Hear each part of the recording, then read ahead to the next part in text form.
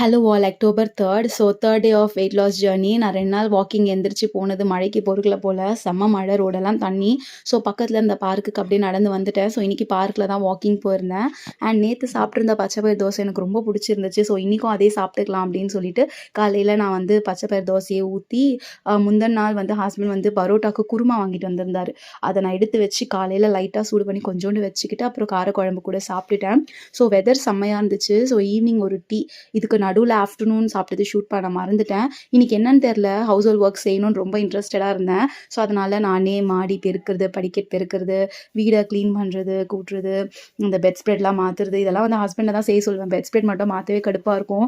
So நானே இன்றைக்கி எல்லா வேலையும் செஞ்சுட்டு இருந்தேன். இந்த மாதிரி சடனாக வீட்டு வேலை செய்யணும்னு ஆர்வம் வரும்போதெல்லாம் வந்து தட்டி கழிக்காமல் செஞ்சுருவேன். ஏன்னா வந்து நம்ம எதுவுமே செய்யலை அப்படின்னு இருக்கக்கூடாதுல்ல. ஸோ அதனால் இந்த மாதிரி யார் யாருக்கெல்லாம் திடீர்னு வேலை செய்யணும்னு தோணும்னு சொல்லிட்டு கமெண்ட் பண்ணுங்கள். வீடியோ பிடிச்சிருந்தா லைக் பண்ணுங்கள். நெக்ஸ்ட் வீடியோவில் பார்ப்போம். பாய்.